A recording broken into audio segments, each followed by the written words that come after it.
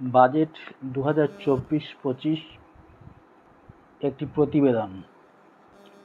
প্রতি বছর দেশে একটি বাজেট করা হয়, যাহা আয় ও ব্যয়ের একটা হিসাব। এতে সরকারের আয় ও ব্যয়ের একটা লক্ষ্যমাত্রা ঠিক করা হয়। কোন কোন খাতে কত ব্যয় করা হবে তা নির্ধারিত করা হয়। অন্যদিকে কোন কোন ক্ষেত্রে থেকে কত আয় হবে তাও লক্ষ্যমাত্রা ঠিক করা হয়। আয় ব্যয়ের একটা সমতা আনা হয়। যদি আয় ব্যয় থেকে কিছু কম হয় তাহলে সেটাকে বলা হয় বাজেট ঘাটতি। এই ঘাটতি পূরণ করা হয় বাজার থেকে ঋণ নিয়ে। ঘাটতির একটা সীমা বেঁধে দেওয়া হয়, সাধারণত 4 থেকে 5% মধ্যে। বেশি ঋণ নিয়ে বাজেট ঘাটতি পূরণ করলে সুদ অনেক দিতে হয় এবং এর জন্য অন্যান্য ব্যয় কম করতে হয়। এবারকার বাজেটে বাজেট ঘাটতি 4.9% করা হয়েছে। প্রত্যেক বছর বাজেটের দিকে তাকিয়ে থাকে সাধারণ মানুষ, যা হলো কোন কোন জিনিসের দাম কমেছে। এবার বাজেটে দেখা যাচ্ছে মোবাইল ফোন ও চার্জারের দাম কমেছে, সোনা ও রূপার দাম কমেছে, ক্যান্সারের 3টি জীবনদায়ী ওষুধের দাম কমেছে, এগুলি অনেক দামি। এছাড়া অন্যান্য জিনিসপত্রের দামও কমেছে।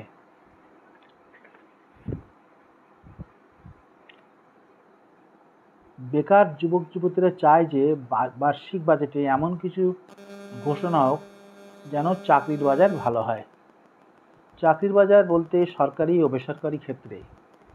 এবার বেসরকারি সংস্থাকে 1 বছরের শিক্ষানবিশ হিসাবে নিয়োগ করলে প্রতিটি নিয়োগের ক্ষেত্রে এককালীন 6,000 এবং প্রতি মাসে 5,000 করে অনুদান দেবে সরকার। 1,000 ITI-কে উন্নীত করা হবে যেন সেখানে আরও উন্নত মানের পড়াশোনার সুযোগ তৈরি হয়। উন্নত দক্ষতা চাকরিতে নিয়োগের ক্ষেত্রে বেশি গ্রহণযোগ্য এবং এই সঙ্গে দেশের দক্ষ শ্রমিকের সংখ্যাও বৃদ্ধি পায়, যা দেশের সামগ্রিক উন্নতির সহায়ক। বিরাট সংখ্যক শ্রমিক কোনো দেশের পক্ষে একটা মূলধনের মতো, কিন্তু এই মূলধনকে কাজে লাগাতে হলে অনেক আর্থিক মূলধন ব্যয় করা দরকার। অনেক বেশি নিয়োগের জন্য উপযুক্ত পরিবেশ তৈরি করা দরকার। এজন্য জাতীয় সঞ্চয় বৃদ্ধি একটি অপরিহার্য অঙ্গ। জাতীয় সঞ্চয় বাড়ানোর জন্য সরকার পরিচালিত সংস্থার আয় বৃদ্ধি ও কিছু সংস্থা বিলগ্নীকরণ করে আয় বাড়ানো যেতে পারে।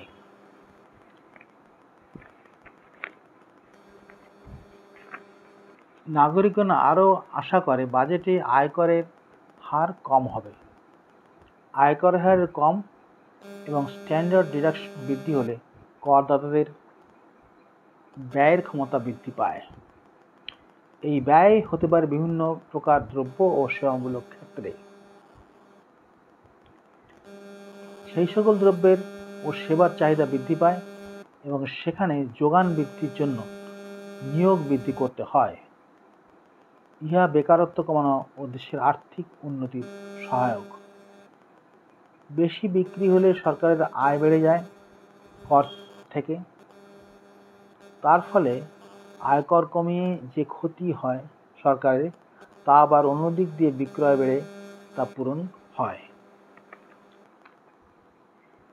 এবারের বাজেটে স্ট্যান্ডার্ড ডিডাকশন 50,000 টাকা থেকে বাড়িয়ে 75,000 টাকা করা হয়েছে। এছাড়া আয়করের বিভিন্ন ধাপের সীমা বাড়ানো হয়েছে। এছাড়া বাজেটে ভবিষ্যতের জন্য মূলধন খাটানোর সংস্থান করা হয়েছে, যেমন শিক্ষা, রাস্তাঘাট নির্মাণ, রেল সম্প্রসারণ, বিমান ঘাঁটি নির্মাণ এবং 100 দিনের কাজের ব্যবস্থা করা হয়েছে। এই বিপুল মূলধন ব্যয় দেশের সার্বিক উন্নতির সহায়ক হবে। লেখক প্রীতিশ রঞ্জন গয়ালী।